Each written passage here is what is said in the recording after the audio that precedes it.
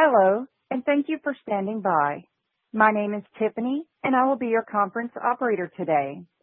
At this time, I would like to welcome everyone to the American Integrity Insurance Group third quarter 2025 earnings conference call.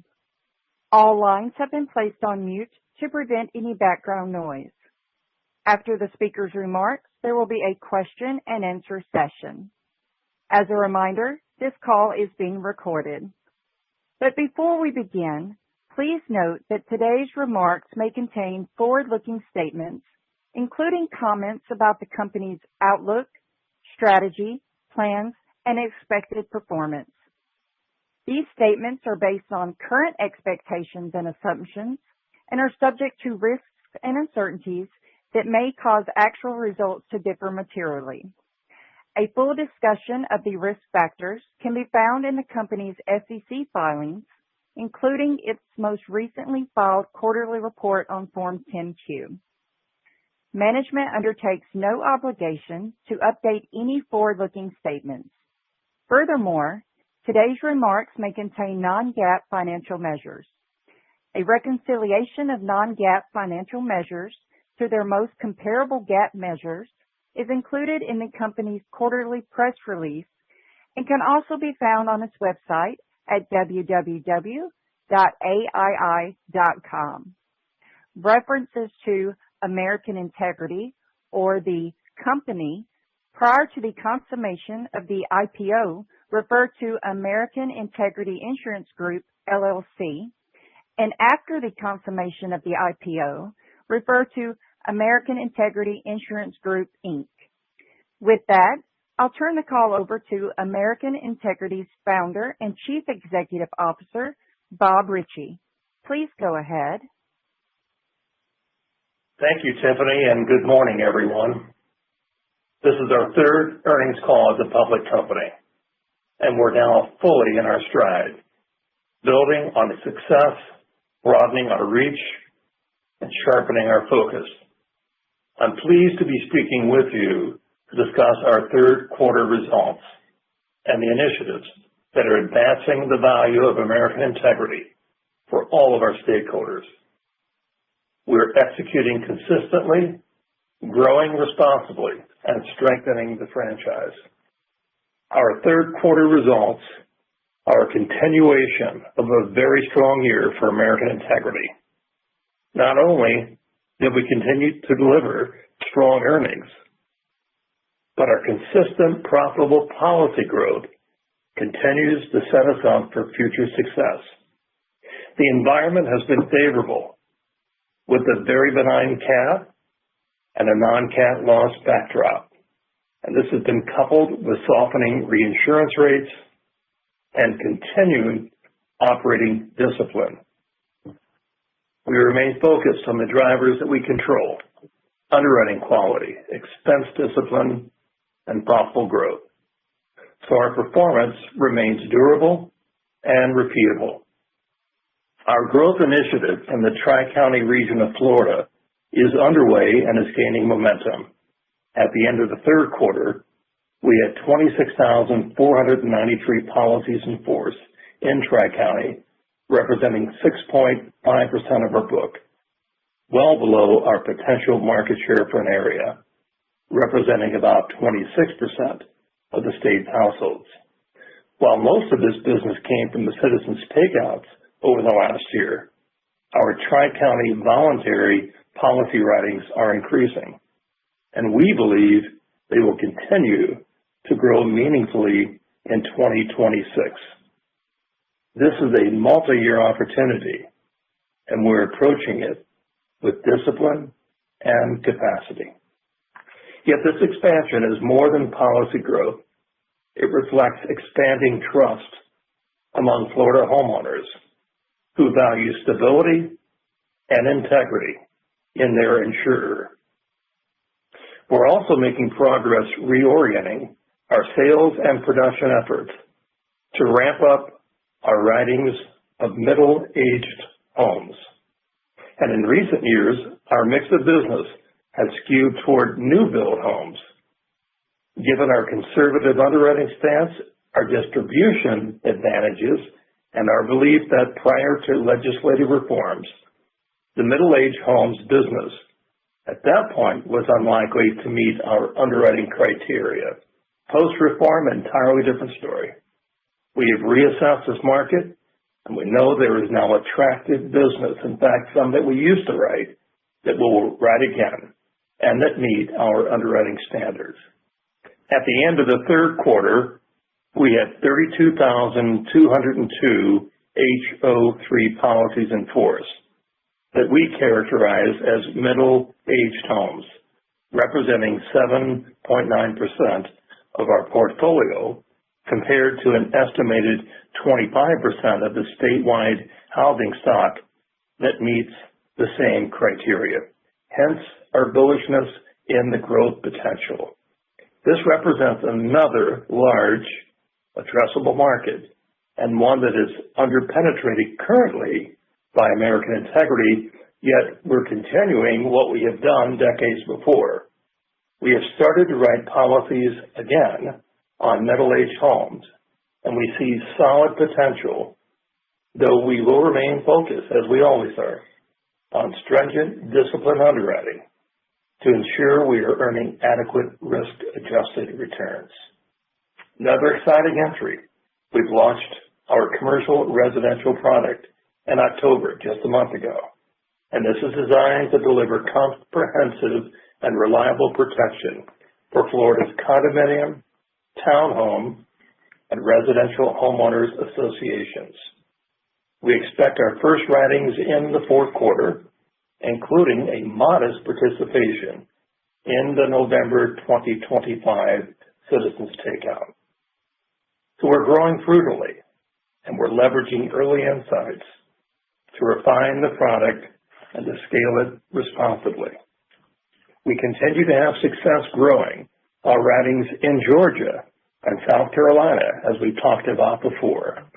This is largely, again, through our home builder agent relationships. We'll also announce, and we have announced, that we're beginning to write in about a month policies in North Carolina, so in December of this year. Having said that, Florida will remain our core market for years to come.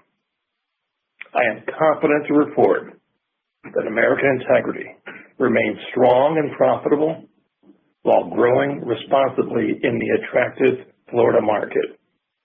Years of investment and underwriting have positioned us to have the capital and market relationships that we expect will deliver strong, profitable, organic growth for years to come. Our progress this year reflects the power of the simple idea: discipline creates opportunity, and opportunity creates lasting value. With that, I'll turn the call over to John to discuss operational execution and growth initiatives in more detail. Thanks, Bob. I'll focus on how our disciplined execution this quarter positions us for sustainable growth into 2026. Starting with our results, we continue to grow in our core Florida market. In the third quarter, we wrote 25,985 new policies in the voluntary market, bringing our year-to-date total to over 78,000, representing a 25% increase over the same 9 months of 2024. Combined with retention levels reaching 82.8% this quarter, our voluntary policies in force has increased 19% over the past year to 315,000 policies. Overall, our policy count at September 30th, 2025 stood at 406,000 policies, up 49% over the past year. While the Citizens Takeouts in late 2024 and the first 3 quarters of 2025 contributed to this, so did our voluntary business. Going forward, we view Citizens Takeouts as a modest contributor. Voluntary growth is the more predictable and, we believe, more significant driver. As Bob mentioned, we are seeing progress as we expand into South Florida and return to underwriting middle-aged homes. We have appointed a territory sales manager to lead the South Florida region and are actively growing our distribution in the region. For middle-aged homes, we are adjusting our product mix to be more competitive in this segment, which we believe we can do profitably given the changes in the Florida marketplace following legislative reform. Our pricing, forms, and appetite are aligned to compete and to win without compromising underwriting standards. Underlying our non-cat losses continue to be favorable. We are pleased to report that our non-cat losses continue to perform as expected.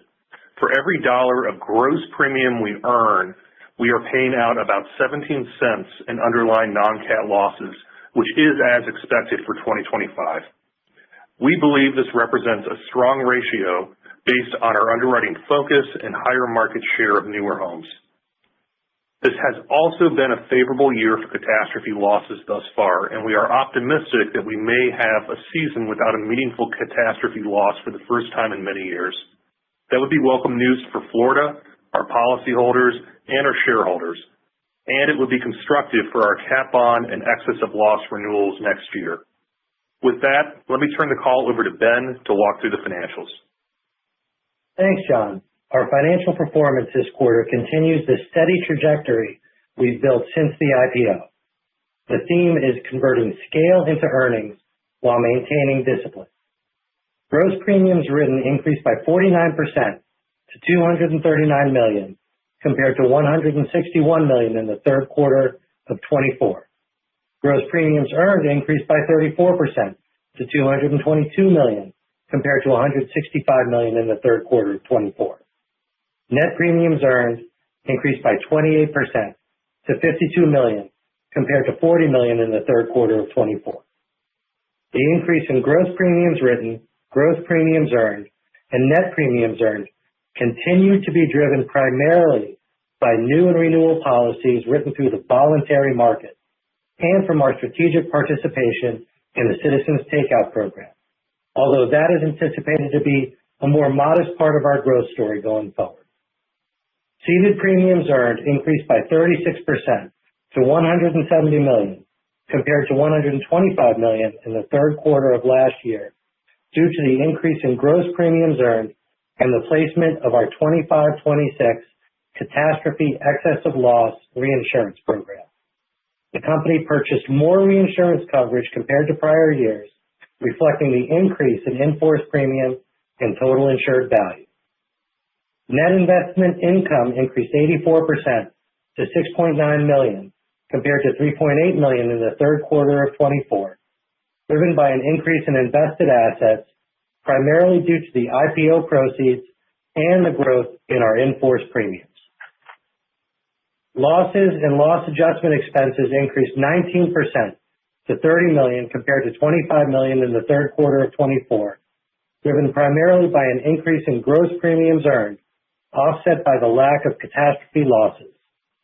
Our underlying loss and loss adjustment expense ratio was 50% for the third quarter of 25, compared to 36% in the third quarter of 24. Year to date through 3Q25, the underlying loss and AII ratio was 37%, roughly flat from the 37% for the same period of 2024. As John indicated, our gross non-cat losses are coming in almost exactly at expectations for the year, although there are expected quarterly fluctuations in our net results, largely driven by structural features in our quota share reinsurance arrangement. These ratios reflect normal quarterly variability and remain within our underwriting expectations. Policy acquisition expenses decreased 20% to $6.2 million, compared to $7.8 million in the third quarter of 24, driven by slightly lower acquisition costs associated with Citizens Takeouts and increased ceding commissions.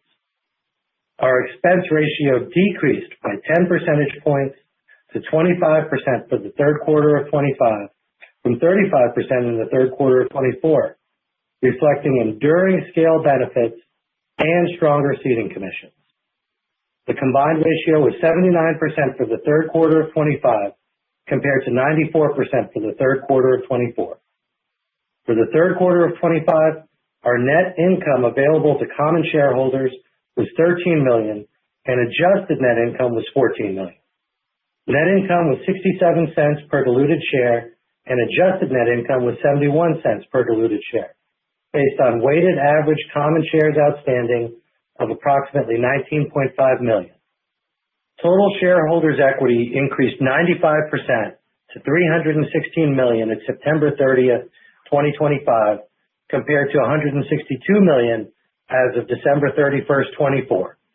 Our book value per share at September 30th, 2025 was $16.14, up 28.2% from $12.58 at year-end 24. These results highlight our ability to translate growth into profitability and sustain margin improvement through structural, not temporary gains. Our performance demonstrates that growth and profitability can advance hand in hand. I'll now turn the call back to the operator to open the line for questions. At this time, if you would like to ask a question, press star, then the number 1 on your telephone keypad. To withdraw your question, simply press star 1 again. We will pause for just a moment to compile the Q&A roster. Your first question comes from the line of Michael Phillips with Oppenheimer. Please go ahead. Hey, thanks. Good morning, everybody. I guess I was hoping you could talk about any impacts you expect going forward on your core loss ratios from going after those middle-aged roofed homes.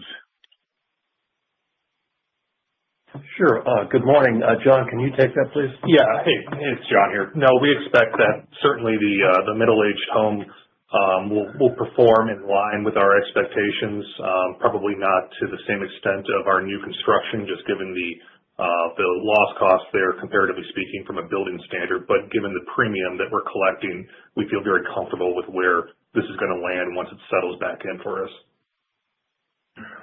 Okay, John, thank you. I guess unrelated, second question would be, can you talk about how your experience that you gained over the years in your homeowners market, from pricing and actuarial, all that you do on that side, any learning that you can take from that translates into the commercial side as you go into that market? Does that help you, I guess, or is it going to be more of a new thing for you to learn from? Yeah, thanks. This is Bob Ritchie. I want to assure you, we spent 18 months studying, developing, staffing, and preparing both the filings, core expertise, and underwriting, sales, and claims. And this has been well thought out, and it's a positioning not to make the sort of approach where this accentuates the top line dramatically, yet it will be a steady process. We'll begin with a very small takeout, and then we are also in the pipeline getting voluntary submissions.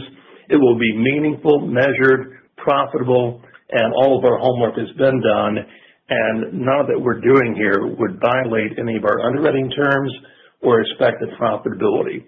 So we're bullish about it, yet it won't drive the needle in terms of top line. That wasn't the intent of it. The market is hard. There are some new entrants. It still is scarce in its capacity. We'll be protective of the submissions, and by the way, also very guarded on the distributors. Only 65, 70 folks, distributors that is, have the authority. So we've only appointed those that are experts in the business. I hope that helps. No, it does. Yeah. One quick follow-up on that, Bob. Thank you. When you say the market's hard, is there a difference between that and the different subsectors of what you're going to condo versus the HOA business?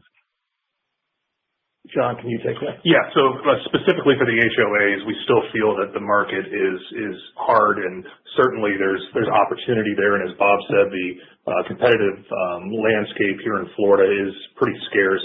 So certainly we do believe that the pricing environment for commercial HOA business that we're targeting, which are garden style HOAs, we believe is appropriate and attractive. Okay. Thank you, guys. Appreciate it. Thank you. Your next question comes from the line of Tommy McJoint with KBW. Please go ahead. Good morning, Tommy. How are you? Hey, I'm well, thank you, and good morning to you guys. Thanks for taking our questions. If we could spend some time talking about the underlying loss ratio, that would be helpful. And we look at the kind of the previous 3 quarters and the year-over-year swings that you've seen in that ratio, and there's been a good amount of volatility. And it sounds like you called out some structural features of the quota share, which adds some of that volatility. Could you help explain the mechanics of that, and importantly, help us think about modeling individual quarters next year for that underlying loss ratio? Thanks. Sure. We'll amplify it. Ben Lurie will start out, though. Ben, please. Absolutely. So I think the first thing to think about when you talk about our underlying losses is looking at them on a gross basis, on gross premium, because there's a lot of noise that comes through because of the quota share structure and our XOL program. And our underlying losses year to date are coming in at a 17.4% gross rate, so 17 cents out of every premium dollar goes to non-cat losses, and that's exactly on line with our expectations for the year. If you were to strip out our quota share, then we'd have a 33% net underlying loss ratio for the year. So that's an easier way. Those two statistics are an easier way to think about what our underlying loss ratio actually is. So when you talk about the structural issue with our quota share, the idiosyncrasy of that is that in a period with no cats, we have a slightly higher underlying loss ratio. So from a modeling standpoint, when you have no cats, you can expect to see that happen. In a year with cats, we're able to cede an additional portion of our underlying losses to the quota share program. So that creates that variance that would be idiosyncratic to our program. Okay, got it. And so I guess just maybe to ask a follow-up here, if we think about, always modeling sort of the next year period, and so if we were to think about the third quarter of 26, and we were to expect some baseline amount of catastrophe losses in there, that should mean that the underlying loss ratio should come down year over year. Just want to make sure I'm sort of understanding that correctly, and let me know if I'm wrong. No, that's exactly right. And then with the added element of our intention or expectation to lower our quota share for next year, that kind of creates several moving pieces, and we'll communicate closely with you and the analyst community as we plan for next year so that you can think about how those impacts are going to flow through our financials. Okay, got it. And then staying on the loss ratio side, but looking at another component of it, the prior year net reserve development was a bit unfavorable in the third quarter, and we've seen small movements in a few of the recent quarters. As we look across, the personal lines industry space across property, we're seeing a lot of favorable development by peers. So what's driving the sort of the unfavorable development that you guys saw in 3Q and maybe even some of the other quarters as well? No, that's a good question. I'm sorry, Bob. No, please go ahead, John. I'll have an add-on, but Ben, you take it. Okay, well, we saw the favorable development come through last year as the environment improved, and then we adjusted our underwriting accordingly. If you look at year-to-date this year, we've got about $1 million total of unfavorable development over the first 9 months. So that really comes in pretty much in line with expectations. Of course, there'll be, quarterly variance in that number, but we look at it as immaterial. We work with Ernst & Young in order to review our actuarial conclusions, and at the end of the day, we think they're doing a great job. Great. Thank you. Your next question comes from the line of Gregory Peters with Raymond James. Please go ahead. Hey, good morning, everyone. I guess I just wanted to close the loop on the underlying loss ratio. You said it runs net on a gross basis outside of the reinsurance. The AOP runs around 33%. Is that fairly consistent from first quarter, second quarter, third quarter this year, or was there any variability in that gross AOP loss ratio from quarter to quarter to quarter? So the gross loss ratio is been pretty consistent as far as our, the dollars for the losses for every dollar of premium that we charge. What's affected that is the windfall from the Citizens takeouts that has a denominator effect, and that's the reason you've seen variance in the net results But at the end of the day, our underlying losses, as you say, have remained very consistent quarter over quarter. Thanks for that clarification. I thought that was the case. I just wanted to just have you restate that. Thank you, I Greg. want to go to, I think, you talked about the durability of what you're growing at your company and your long-standing track record. And I guess what I'm concerned about when I think about the longer-term durability is initiatives by the politicians to potentially at some point unwind some of the successful legislation that's helped curb some of the system abuses on the legal side. So, considering the results are going to be good for the market this year, how are you going to reconcile, the political motivations to lower or reduce some of those legislative benefits in the next year's legislative session? Greg, this is Bob. Thank you for the question. Here's reality. Takes 3 leaders to pass any reform or undo any reform. And that's the governor, Speaker of the House, and the Senate President. We're very close to all 3, and I can tell you with complete certainty that it only takes one, by the way. We have 2 of the 3 that clearly are in favor of continuing reform and not even hearing bills. The unpredictable could be the Speaker of the House and any House bills. However, the Senate is firm, so is the governor's office. And I can tell you with conviction in these next series of years, these reforms are solid and they will not be undone. Hence the reason we went public, hence the reason that we're growing. Excellent. That's good. I guess the final cleanup question I had was, you mentioned a potential lower retention or lower reinsurance changes in 2026. Is there any meat that you can share with us on what you're thinking at this point in time, or would you prefer to wait till the renewal time to give us more disclosure?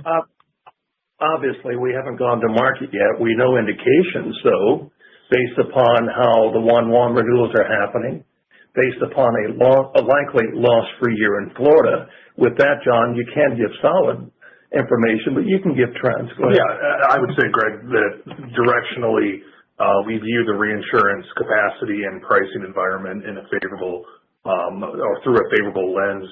Certainly for us, we'll first enter this market as we renew our catastrophe bonds, which will be in January. And all indications, both on the ILS side and the traditional side, is capacity and appetite for Florida is ample. And certainly, as Bob said, a loss-free year is going to be favorable for the entirety of the Florida market. Now, Greg, to the extent your question is also about quota share, it's been our communication to the market and our expectation that we're going to reduce our use of quota share gradually over time in order to keep more of this profitable premium on our books. We have not yet determined the exact amount of reduction that we're going to do at the end of the year, because we're going to balance that against our other growth initiatives that we see in front of us and optimize for what we think is the best path forward. But as we start to make those decisions, we will communicate that to the market. Got it. Thank you very much for your answers. Thank you, Greg. Your next question is from Paul Newsome with Piper Sandler. Please go ahead. Good morning. Thanks for the call. I want to touch on the reserve development just one more time. And maybe you could talk a little bit more about the changes that you did make. And would that change the historic pattern of what we should expect prospectively? I guess, to ask the question a little differently, most companies sort of have a bias towards favorable development over time. And so when it goes negative, that's a signal that there's something more to talk about. But there are a few companies, Progressive would be a great example, that actually shoot for sort of zero, and so small variations around zero, up and down, or normal. Maybe you could talk about sort of what changes you made, and then where would you push yourself in the spectrum of folks in terms of your overall philosophy of reserves. I would say. Go ahead. Ben. No, John, sorry, you go ahead. I would say, look, we have seen favorable reserve development on our non-catastrophe underlying losses, and that has continued for a series of quarters. And then that was partially offset by some unfavorable catastrophe development. But the core book of business that we're underwriting to, we're continuing to see positive development in terms of gross loss ratio being in target of what we would have expected, and prior year development being favorable for that underlying core book of business that we're underwriting for non-cat losses. And I can say this to you, Paul. We have a full fellow that runs our actuarial department. That's on one to two outside folks that look at where we're going here. We're very happy both with how we forecast, how we manage the book, where the trends are going, and most importantly, here's the operative thing, how our inventory of catastrophe lawsuits has not only plummeted, but nearly evaporated. And so with that, given the volatility of Florida, we're best in class in terms of how we have stayed safe, secure, and solvent during the crisis, and how we're growing after the crisis. And I'm very pleased with it. Right. And maybe as a second question, a different one, any additional thoughts on, expansion statewide beyond the ones that you mentioned already? Yeah, currently the only additional state that we're expanding into is the one that we mentioned earlier on the call is in North Carolina. Again, that's driven by capacity needs from our new home builder agents, and on a standalone basis, the business that we're writing or will write in North Carolina and the business we have written in South Carolina and Georgia is profitable business, but it also is giving us buying power back here in our home state of Florida to get more share of wallet from those builder agents. But to answer your question concisely, no, there's no immediate plans beyond the North Carolina announcement. We have, look, I'm very pleased. I'm very, very pleased with our success in South Carolina, the Palmetto State. Very pleased. I'm very happy with Georgia. I'm happy how we have not only entered these markets, but done it thoughtfully with all the internal and external homework. However, we're a Florida-based company. There are so many opportunities right in our backyard. And the formidable ones are Tri-County, middle-aged homes. Thank you very much. Appreciate the insights and help. Thank you. Your next question is a follow-up from Tommy McJoynt with KBW. Please go ahead. Hey, thanks. Yeah, just wanted to clarify one thing around the underlying loss ratio. I think you pointed to it being on a gross basis, 17% year to date. How does that compare to the prior year 9-month period? That would have been fairly on point from the 9-month period from last year. We've seen the last 2 calendar years, or 18 months, if you will, be pretty consistent with our gross non-cat loss ratio. So we're very pleased with it, and the year-to-date number of 17.4% is absolutely almost on the point of our projection of 17.3%. So we're really happy with how the book is performing. And that's a function, obviously. We can talk loss ratio. I prefer to talk about pure premium, frequency and severity. Severity is modestly up for the industry because of inflation. It's not zero. Frequency has dropped like a rock for the industry and more so for us.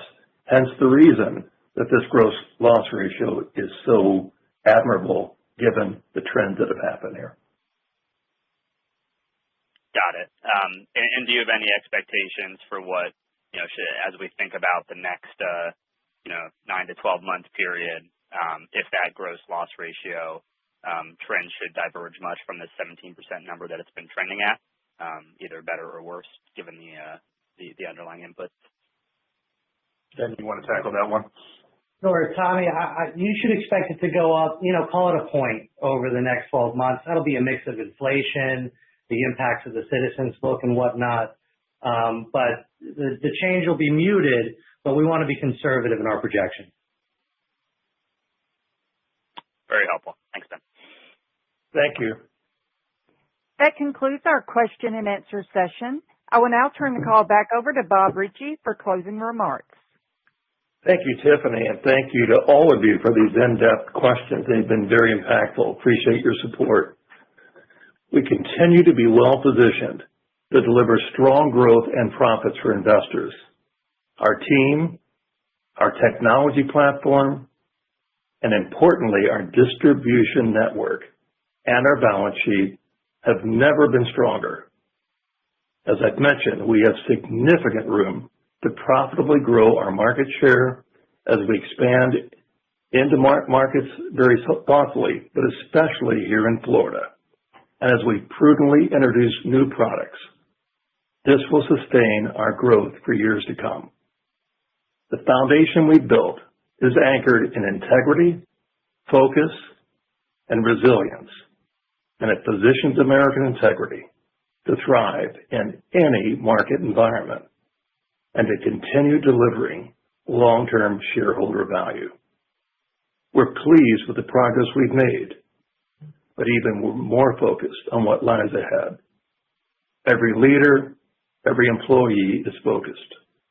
And so the best measure of our success, in my view, is the confidence of our partners, our policyholders, and our investors that is placed in us each and every day. We're excited about the opportunities ahead and look forward to updating you on our fourth quarter on our next call. And I appreciate your time. Thank you. Ladies and gentlemen, this concludes today's call. Thank you all for joining. You may now disconnect.